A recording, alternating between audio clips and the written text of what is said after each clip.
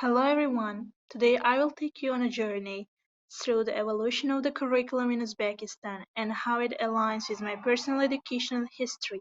We will explore these two timelines side by side and reflect on how they mirror and influence each other. Well, Uzbekistan's curriculum has undergone significant changes from focusing on tradition and patriotism to adopting innovative and Finland's inspired teaching methods. Similarly, my educational journey progressed from basic ICT lessons to mastering advanced tools in my master's program.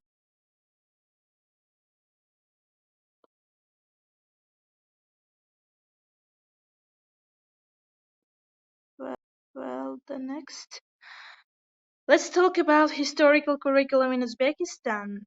First of all, in 1991, when we became independent, to 2000, after independence, Uzbekistan prioritized national identity and cultural values in its curriculum. During this period, there was limited use of technology in classrooms. And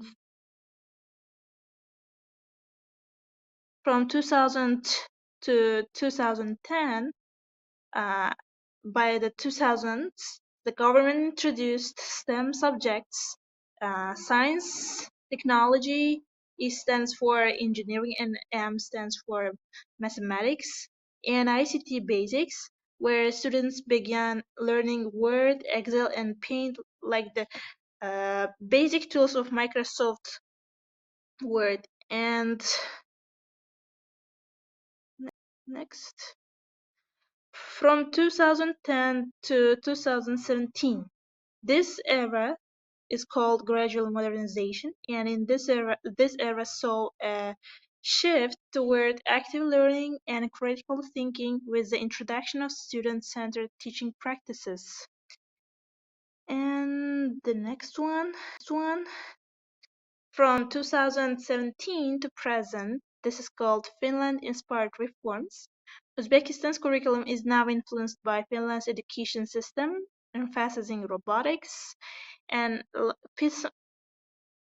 Python, if I'm not mistaken, it's pronounced like this, Python programming and problem-solving skills. And let's talk about my educational journey. From 2007 till 2016, I studied at local school in our country, and during my school years, ICT lessons were limited to basic tools like Word and Paint. This mirrored the national focus on introducing basic tech skills. And from 2016 to 2019, I studied at Academic Lyceum, and at the Lyceum, I learned Photoshop aligned with Uzbekistan's growing emphasis on STEM education and advanced tools. And from 2019 to 2023 till the last year, as I was studying at bachelor's degree, I used interactive tools like Hot Potatoes and Ice-Brewing 8, reflecting the gradual modernization of teaching method in our country, Uzbekistan. And from 2023 till present, not 2024, because I am continuing my studies in 2025. I'm studying at master's degree, and now I'm using tools like Canva, Miro, and CapCut, which mirror the advanced tech integration seen in Uzbekistan's secondary school curriculum today. Let's move to next part of our presentation, the parallels, similarities and my reflections on them. Well, my educational journey closely mirrors the evolution of Uzbekistan's curriculum. They are similar in some ways. As the nation adopted new technologies, so did my learning experience. For example, after independence, our our country started to work on um, implementing tools like Word, Excel. I also learned this kind of technologies at school. I mean, secondary school. And at Lyceum, I learned a bit more advanced tools like Photoshop, and it also resonates with Uzbekistan's development in technology. And in my bachelor's and still in my master's degree, I'm using intensive tools like Miro, CapCut, and Canva, like now. And this aligns with Uzbekistan's high development in usage of technology. And but there were differences too. I mean, the differences between my curriculum, my educational journey, and the curriculum development in Uzbekistan. While the curriculum focused on foundational skills, my university studies introduced more specialized tools that went beyond the standard reforms. I mean, it, the tool that I'm learning to use are not implemented in every school of education, every institution.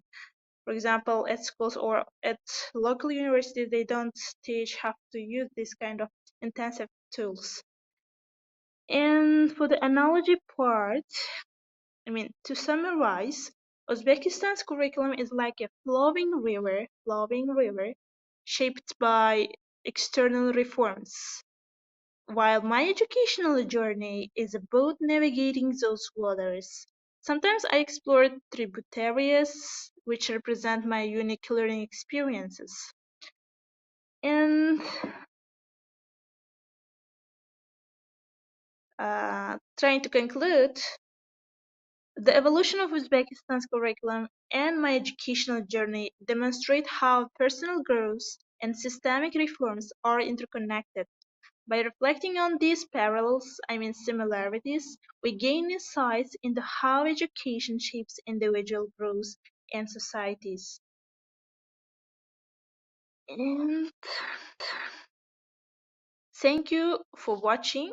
I hope this exploration inspires you to reflect on your own educational journey and its connection to larger educational trends. Thank you.